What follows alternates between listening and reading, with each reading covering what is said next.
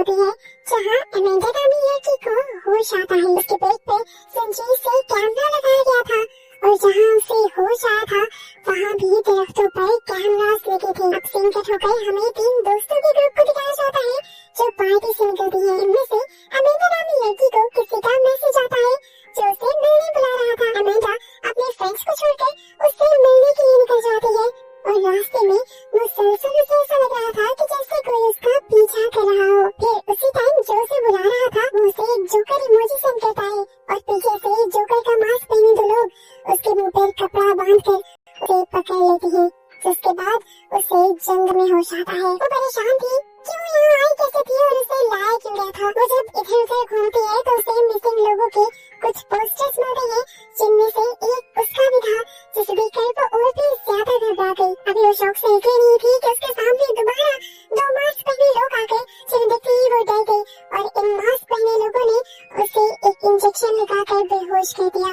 इस मरतबा जब उसे होश आया तो उसे एक कुर्सी से बांधा गया था। उसके सामने एक कैमरा लगा था जहाँ से उसे ऑर्डर दिया जाता है जबरदस्ती मुस्कुराने का और इसी आवाज के जरिए बताया जाता है कि ये एक मर्डर शो है। यहाँ पे लाइव स्ट्रीम चल रही थी और लोग मुसलसल मैसेजेस कर रहे थे। उन मैसेजेस में अमेंडा को मारने के तरीके बताए जा रहे थे और इस तरह अमेंडा को मार दिया जाता है। अगले दिन जंगल में पुलिस वालों को एक लड़की की कटी फटी लाश मिलती है। पता चलता है कि ये अमेंडा की लाश थी और इस तरह इस मर्डर की खबर बहुत ज्यादा वायरल हो जाती है। ये इस शहर में इस तरह का होने वाला पहला मर्डर नहीं था। पहले भी बहुत से लोग ऐसे ही अजीबोगरीब तरीके से मारे गए। उन्हें किसने और कैसे मारा आज तक पुलिस वाले इसका सुराग नहीं लगा पाए थे। खैर अब सीन शिफ्ट होते हैं एक पॉडकास्ट की तरफ जिसे होस्ट कर रहा है ईथन, जो कि एक मशहूर यूट्यूबर है। ईथन इस टाइम उसे मर्डर शो के बारे में बात कर रहा था जिस मर्डर शो में अमेंडा को मार दिया गया था। वो बताता है कि लोगों को इंसानों को मरता हुआ देखकर मजा आता है और डार्क वेबसाइट पर ऐसे शोज की काफी धूम मची हुई है। लेकिन हैरानी की बात है जहाँ आम इंसान इस वेबसाइट को इतनी आसानी से अप्रोच कर लेते हैं, पुलिस अभी तक इसका कोई सुराग नहीं लगा पाई। वो इस टाइम पुलिस को क्रिटिसाइज कर रहा था, लेकिन वो अपने पॉडकास्ट में क्लियर कर देता है कि वो पुलिस से नफरत नहीं करता, बस इतना चाहता है कि पुलिस अपना काम अच्छे से करे। इसी पॉडकास्ट के दौरान ईथन को किसी की कॉल आती है। जैसे ही वो रिसीव करता है तो इस कॉल में सिर्फ एक लड़की की चीखने और चिल्लाने की आवाज थी, उसके अलावा कुछ नहीं। ये लोग अब इस पॉडकास्ट को एंड कर देते हैं और तभी ईथन को उसकी मॉम की कॉल आती है। वो रो रही थी और वो ईथन से इतना ही कह पाई कि वापस आ जाओ। ईथन जब गया तो उसे पता चला कि उसकी बहन का मर्डर हो गया था। अमेंडा उसी की बहन थी। वो बहुत ज्यादा दुखी हो जाता है और एक और पॉडकास्ट करता है जिसमें वो बताता है कि उसकी बहन को मरे तकरीबन 1 हफ्ता हो चुका है, लेकिन पुलिस वाले अभी तक उसके कातिलों का पता नहीं चला पाए। ईथन अब अपनी बहन के घर चला जाता है दुख में। वहाँ काफी देर गुजारता है और वहाँ उसके रूम में लगे बोर्ड पे वो देखता है एक अजीब सा मैसेज जिसमें लिखा हुआ था कि जहन्नुम खाली है और सारे शैतान इसी दुनिया में है। इस मैसेज की पिक्चर लेने के बाद वो यहीं पर अमेंडा के बेड पे सो जाता है और ख्वाब में उसे अमेंडा के मर्डर का ख्वाब आता है, जिस ख्वाब से वो डरकर उठ गया। इसी टाइम उसके फोन पर एक मैसेज आता है जिसे देखने पर वही जोकर का मास्क था जिसे हम पहले भी मूवी में देख चुके हैं। उसे समझ नहीं आ रही थी कि जोकर का इन सारी चीजों से क्या ताल्लुक है। खैर वो अपनी मॉम के घर जाता है क्योंकि उसकी मॉम काफी देर से उसे घर बुला रही थी। रास्ते में वो वही जोकर का मास्क पहने हुए एक लड़की दिखता है और डर जाता है क्योंकि उसे लगा कि ये मास्क पहने लोग उसका पीछा कर रहे हैं। खैर वो उन पर ध्यान नहीं देता और घर आ जाता है। घर पर उसकी मॉम उस टाइम नहीं थी। वो किचन में जाता है। उसकी मॉम ने उसके लिए खाना बना के रखा हुआ था और जैसे ही वो गर्म कर रहा होता है तो दोबारा उसे अपनी किचन की विंडो के बाहर वही मास्क पहने लड़के दिखाई देती है, जिस देखने के लिए वो फौरन घर से बाहर भी निकल गया, लेकिन वहाँ भी उसे कोई नहीं मिला। सहमा जब वो घर के अंदर आया तो उसने देखा कि उसकी मॉम भी आ चुकी थी। जब उससे उसकी घबराहट की वजह पूछती है तो वो अपनी घबराहट छुपा लेता है और कहता है कि मैं बस उदास हूँ अमेंडा की वजह से। यहाँ पर उसकी मॉम भी इमोशनल हो जाती है और ईथन अपनी मॉम को हौसला देते हुए कहता है कि जो भी हो जाए मैं अमेंडा के मर्डर का पता चला कर ही रहूंगा। ये सारी बातें करके वो कमरे में चला जाता है जहाँ जाते ही उसे कुछ मैसेजेस रिसीव होते हैं। ये कुछ पिक्चर्स थी जिन्हें खोलते ही वो एकदम से डर गया क्योंकि ये उसकी सिस्टर की डेड बॉडी की पिक्चर्स थी। उसके जिस्म के कटे फटे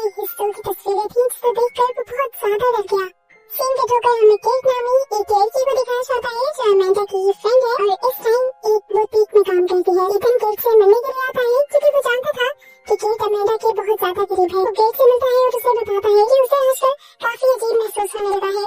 उसे ऐसा लगता है कि जैसे कोई लगातार उसका पीछा कर रहा हो और उसे अमेंडा की मरी हुई पिक्चर्स पे कोई भेज रहा है। उसे धमकी वाले ईमेल्स भी आ रहे हैं और इन्हीं ईमेल्स और पिक्चर्स में उसे अमेंडा के साथ केट की भी पिक्चर नजर आई थी। वो केट से कहता है कि तुम जो कुछ भी जानती हो मुझे बता दो। यहाँ पर केट डर जाती है और उसे सब बताने के लिए तैयार हो जाती है। वो बताती है कि मैंने अमेंडा ने और हमारी एक और दोस्त ने मिलकर डार्क वेबसाइट को खोला था जहाँ पर हमें ये मर्डर शो मिला, जहाँ पर एक लड़की बैठी हुई थी और उसे टॉर्चर किया जा रहा था। सभी लोग उसे टॉर्चर करवाने के लिए पैसे भी दे रहे थे और ऐसे ही अमेंडा ने भी एडवेंचर में उसी शो में पैसे भेज दिए और कहा कि इस लड़की के नाखून काट दो। लेकिन उन लोगों ने उस लड़की के नाखून काटने के बजाय स्क्रीन पर ही उसका गला काट दिया। इसकी वजह से ये तीनों बहुत ही ज्यादा डर गई और उस दिन के बाद से इस गिल्ट में आ गई कि उनकी वजह से एक लड़की की मौत हुई थी। केट बताती है कि मैंने उस वेबसाइट के लिंक को कॉपी करने की भी कोशिश की और पुलिस को भी इसके बारे में बताने की कोशिश की, लेकिन हर मरतबा वो लिंक फेक निकलता है। यानी उस साइट का लिंक जल्दी चेंज जाता है और उसे कॉपी करना या ट्रेस करना बहुत ही ज्यादा मुश्किल है। ईथन कहता है इसका भी मेरे पास एक सोल्यूशन है। मुझे एक हैकर के बारे में पता है जो हमारी इस काम में मदद कर सकता है। केट ये भी बताती है कि तुम उनकी वीडियोस को ऑनलाइन डार्क वेब पर देख भी सकते हो। ईथन जल्दी से उस वीडियो को सर्च करता है जो वीडियो एक अजीब डरावनी आवाज से स्टार्ट होती है।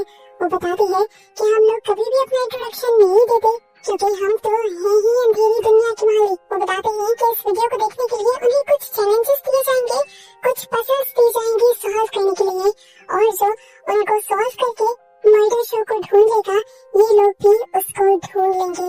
ईथन यहीं पे बैठा बैठा सारी पजल्स सॉल्व कर लेता है और उस मर्डर शो की वीडियो को ऑन कर लेता है और अगले सेकंड उसे मैसेज मिलता है जहाँ उसकी और केट की वही बैठे हुए की पिक्चर भी थी। इस पिक्चर को देखकर ये दोनों डर जाती है। ईथन फौरन से इधर उधर देखता है, बाहर निकल कर देखता है क्या उसके ऊपर कोई नजर रख रहा था, लेकिन उनके आसपास कोई भी नहीं था और इस चीज से ये लोग और भी ज्यादा डर गए। ये लोग डरते हुए अब शैडो मंकी से इन्हें उस हैकर से मदद मांगने के लिए जाते हैं जिसका ईथन को पता था। शैडो मंकी इनकी सारी बात सुनते ही इनकी मदद से इनकार कर देता है और कहता है कि अगर वो पहले से ही इनके फोन्स और कंप्यूटर्स को हैक कर चुके हैं तो इसका मतलब वो लोग कुछ खतरनाक भी कर सकते हैं।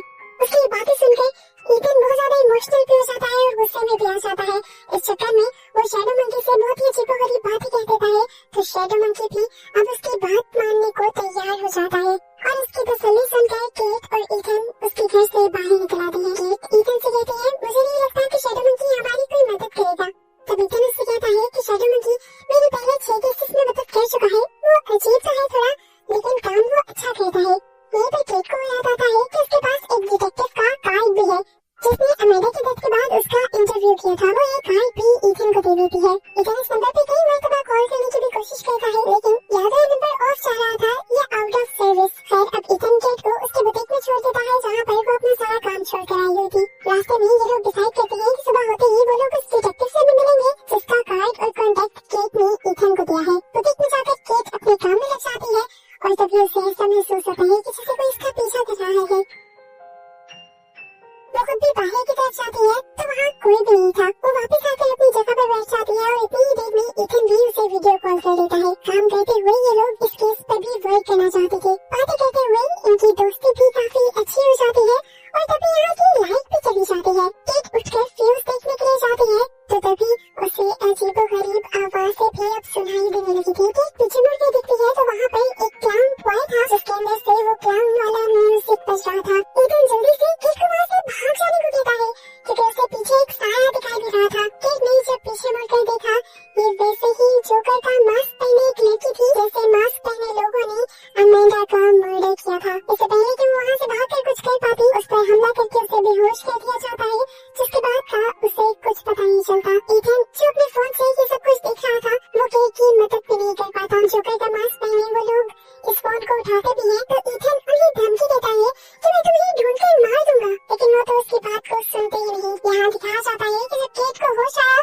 तो उसे एक छोटे से पिंजरे में बंद किया गया था और उसके सामने एक कैमरा लगा था। यहाँ उसे किसी की जानी पहचानी आवाज सुनाई देती है और उसे पता चलता है कि ये केट और अमेंडा की एक दूसरी दोस्त थी जिसे भी उसे की तरह किडनैप करके यहाँ पर लाया गया था। ये दोनों डर रही थी और ये बात कर रही थी कि आगे इनके साथ क्या होगा इन्हें तो पता भी नहीं। बातों ही बातों में यहाँ का गेट खुलता है और केट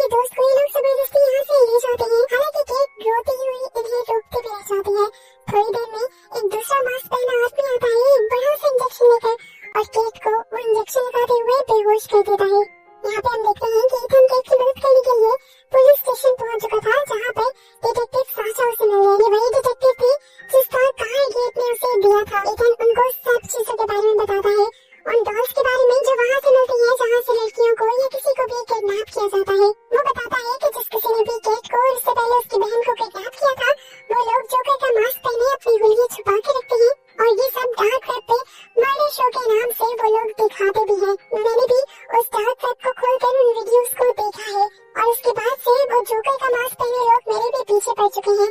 यहाँ तक कि वो तो मेरा पीछा करते करते मेरी मॉम के घर तक आ गए थे और मैंने केट की किडनैपिंग के दौरान भी उन्हीं लोगों को वीडियो कॉल पर देखा था। डिटेक्टिव उसकी सारी बातें तो सुन लेता है और कहता है, मुझे लगता है ईथन तुम्हें अच्छी नींद की जरूरत है, पता नहीं क्या ओल्डफुल कहानियां बना रहे हो। सादा सी बात थी कि वो ईथन की कंप्लेन पर कोई भी एक्शन नहीं लेते। यहाँ पर केट को जब होश आया तो उसके सामने एक लाइव टीवी चल रहा था जहाँ पर एक लड़के को टॉर्चर किया जा रहा था और कंटिन्यूसली लोग पैसे दे रहे थे उसे और भी ज्यादा टॉर्चर करवाने के लिए। साइड पर ऐसे ही कमेंट चल रहे थे कि इसे और कैद दो और ज्यादा मारो, जिसे देखकर केट बहुत ज्यादा परेशान हो जाती है और चीख चीख कर इसे बंद करने को कहती है, लेकिन उसकी तो बात कोई भी नहीं सुन पा रहा था। ऐसे ही कहते कहते पहले उस लड़के के हाथ पाँव सब कुछ काट कर और फिर उसका गला काट कर उसे मार दिया जाता है। केट की दूसरी दोस्त जिसे पहले यहाँ से ले जाया गया था उसे वापस लाकर उसी के सेल में बिठा दिया जाता है। वो केट को बताती है कि अभी मेरी बारी नहीं आई थी, वो डरी हुई थी बहुत ज्यादा क्योंकि उसे पता था कि अब तो वो बच गई, लेकिन अगली बारी उसकी ही है। दूसरी तरफ दिखाया जाता है कि केट की जान बचाने के लिए ईथन पहले से ही शैडो मंकी के साथ मिलकर एक नया प्लान बना रहा था। शैडो मंकी की हैकिंग कैपेबिलिटी के साथ ये लोग जल्द ही मर्डर शो के लिंक को कॉपी करने में कामयाब तो हो जाते हैं, लेकिन यहाँ आकर हैकर को पता चलता है कि इस साइट का लिंक मिलना सिर्फ मर्डर शो वालों का ट्रैप था। वो उसे मैसेज देते हैं कि अब अगली बारी तुम्हारी है। इससे शैडो मंकी थोड़ा सा डर जाता है, लेकिन फिर अपने आप को काम डाउन करते हुए ईथन को बताता है कि उसने अपने सारे सिस्टम पर बहुत ज्यादा सिक्योरिटी लेयर्स की हुई हैं, जिसकी वजह से कोई भी उसका पता नहीं चला पाएगा।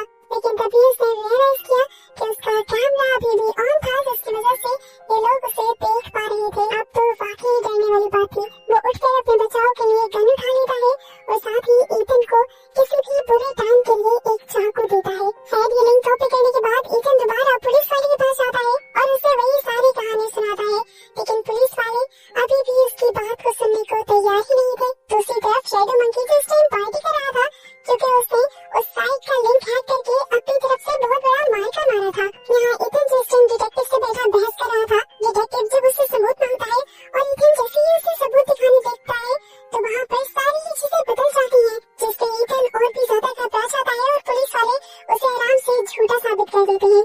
लेकिन वो जानता था कि यहाँ पे क्या हो रहा है। वो जल्दी से वहाँ से निकलता है और शैडो मंकी को कॉल करके उसे वार्न करने की कोशिश करता है। वो उसे बताना चाह रहा था कि मर्डर शो के लोग उसके इस खुफिया घर को ढूंढ चुके हैं, लेकिन शैडो मंकी उसकी बात पर ध्यान नहीं देता बल्कि अपने काम में लगा रहता है, क्योंकि उसे ये पता चलाना था कि आखिर मर्डर शो किस लोकेशन पर चल रहा है। और आईपी एड्रेस के जरिए वो ये बात पता भी चला लेता है और जैसे ही उसने एड्रेस का पता चलाया तो उसके कंप्यूटर्स हैक कर लिए गए और स्क्रीन पर वही जोकर वाले पिक्चर्स चल रहे। पीछे से कोई जबरदस्ती उसके घर के अंदर आ गया। ये जोकर का मास्क पहने दो वही लोग थे जो मर्डर शो चला रहे थे और आखिर अपने मर्डर शो को सबसे छुपाने के लिए इन्हें शैडो मंकी को भी मारना पड़ता है। जितने में यहाँ पर ईथन पहुँचा तब तक काफी देर हो चुकी थी। वो लोग पहले ही शैडो मंकी को मार कर यहाँ से जा चुके थे और इसके तीनों कंप्यूटर्स की स्क्रीन पर मर्डर शो का इंट्रो चल रहा था। वो अब शैडो मंकी की तलाशी लेता है क्योंकि शैडो मंकी ने उसे बताया था कि वो मर्डर शो का एड्रेस कॉपी करने में कामयाब हो गया है। और फाइनली ईथन को शैडो मंकी की पॉकेट से वो एड्रेस मिल भी जाता है। बिना मकसद के वो उस लोकेशन पर पहुंचा जहां उसने जाकर देखा कि किस तरह बेहोश हुए लोगों को ये लोग जबरदस्ती अंदर की तरफ लेके जा रहे थे। ईथन को लगा कि वो सबसे छुप कर अंदर की तरफ जा रहा है, लेकिन वो नहीं जानता था कि ये लोग उसे पहले ही देख चुके हैं और अब वो उसे बेहोशी का इंजेक्शन लगाकर उसे जगह पर ले जाते हैं जहाँ पर पहले से ही केट और उसकी दूसरी दोस्त को पिंजरे में कैद किया हुआ था इन्होंने। जब उसे होश आया तो वो केट की दूसरी साइड पर, जैसे ही उसे होश आया तो उसने भी अपने आप को पिंजरे में बंद केट की दूसरी तरफ पाया। इनके सामने एक तस्वीर चल रही थी जहाँ पर केट और अमेंडा की दूसरी दोस्त को बिठाया गया था मर्डर शो में टॉर्चर करने के लिए। सभी लोग पैनिक कर रहे थे, रो रहे थे, चिल्ला रहे थे उसकी हालत को देखते हुए, लेकिन ईथन नहीं। ईथन को याद आता है कि शैडो मंकी ने उसे एक चाकू दिया था। वो इस पूरे टाइम में इस चाकू का इस्तेमाल करता है और अपने आप को आजाद करवा लेता है। अपने आप को छुड़वाते ही वो इसे चाकू के सर के केट का भी पिंजरा काट कर उसे भी आजाद कर देता है, जहाँ से बाहर निकल कर ये दोनों लड़ने का फैसला करते हैं। ये लोग वही ईथन का छोटा सा चाकू लिए हुए एक एक रूम में जाते हैं जो कंट्रोल रूम था। यहाँ पर बहुत सारी कंप्यूटर स्क्रीन्स थी और मास्क पहने एक लड़की जो इन्हें देखते ही अपने नुकीले पंजों से ईथन के ऊपर वार करने की कोशिश करती है, लेकिन तभी पीछे से केट आकर उस पर चाकू स्टैप करते हुए उसे नीचे गिरा देती है। इससे पहले कि ये लोग नीचे देखकर उसे मार पाते तो यहाँ से गायब हो गई।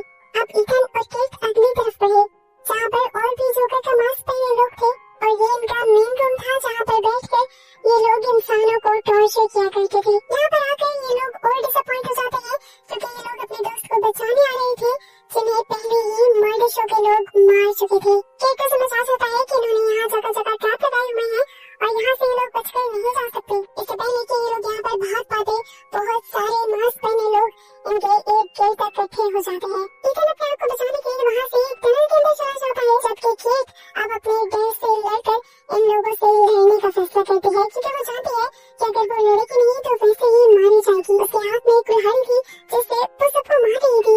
ऐसे में उससे बचने के लिए एक दो जोकर का मास्क पहने लोग उसे दूर भी हो जाते हैं जिनका पीछा करने के लिए और ईथन को बचाने के लिए वो दूसरे रूम में जाती है तो उसे रास्ते में एक चैन सॉ मिल जाता है जिसे वो उठा लेती है। इन्हें हम देखते हैं कि कंट्रोल रूम में बैठी हुई लड़की जो अचानक से हो गई थी वो वापस कंट्रोल रूम में आकर अलार्म बजा देती है और तभी एक कुल्हाड़ा लिए आदमी आ जाता है जो ईथन को ढूंढकर उसे मारने ही वाला था, लेकिन उससे पहले ही पीछे से केट ने आकर उसे चैन सॉ से मार दिया। अपने हाथ में चैन सॉ होने के बाद केट किसी से नहीं डर रही थी। उसके सामने जो भी आ रहा था वो उसे चैन सॉ से मार रही थी और इससे पहले कि वो असली मर्डर शो के ओनर को मार पाते वो आखिरी बंदा वैन में बैठकर यहाँ से भागने में कामयाब हो जाता है। अब सीन कट होकर हमें कुछ महीने बाद का सीन दिखाया जाता है जो कुछ केट और ईथन ने किया था। सीरियल किलर्स के एक ग्रुप को उन्होंने मारा था। ये काम जो पुलिस भी नहीं कर पाई थी। सारे मीडिया के लोग पुलिस से उन सब चीजों के बारे में सवाल करते रहे लेकिन पुलिस वालों के पास इन सब चीजों का कोई जवाब नहीं था। साल गुजरता है और हमें दिखाया जाता है कि ईथन ने अपने साथ होने वाले इस एडवेंचर पे एक किताब लिखी थी जिस किताब की सेल्स बहुत ज्यादा हुई और वो इस किताब के जरिए बहुत ज्यादा मशहूर हो गया। यहाँ पर काफी सारे लोग दिखाए जाते हैं जो उसका ऑटोग्राफ लेने के लिए आए हुए थे जिसके बाद ईथन घर चला जाता है। हम देखते हैं कि अब वो केट के साथ रहता है और वो दोनों एक अच्छी लाइफ गुजार रहे हैं, लेकिन उसके बावजूद इन्हें डर लगा रहता है कि कभी भी वो आखिरी जोकर का मास्क पहने हाथ में आकर इन्हें मार न दे। इसलिए ईथन हर वक्त एक गन पास रखता है। यहाँ तक कि वो जब क्रैश में बाइक गिराने जाता है तब भी वो गन अपने हाथ में रखे हुए था। गन गिराने के बाद उसे पास में एक मिसिंग पोस्टर दिखता है जिस पर उसे की पिक्चर बनी थी। ये वैसा ही मिसिंग पोस्टर था जो मूवी के स्टार्ट में हमने अमेंडा यानी ईथन की बहन के पास भी देखा था। इससे पहले कि वो कुछ भी रिएक्ट कर पाता या अपनी गन निकाल पाता पीछे से कोई उसकी गर्दन में इंजेक्शन लगाकर उसे बेहोश कर देता है। ईथन को जब होश आया तो वो एक ट्रक की बैग से बंधा हुआ था और यहाँ पे बहुत से जोकर का मास्क पहने लोग थे जो उसके लिए बोली लगा रहे थे और आखिर में उसे $10,000 में एक लड़की को बेच दिया जाता है जिसे देखते ही ईथन को याद आया ये वही आखिरी लड़की थी जो उस दिन इनसे बचकर भागने में कामयाब हो गई थी। ईथन इस टाइम शॉक में था कि तभी यहाँ पर मास्क पहने एक आदमी ने अपने चेहरे से मास्क हटाया। ये कोई और नहीं बल्कि वही डिटेक्टिव था जिसके पास हर मर्तबा ईथन मदद मांगने जाया करता था। ये सब लोग मिलकर ईथन के ऊपर हंसने लग जाते हैं और ये रिवील होता है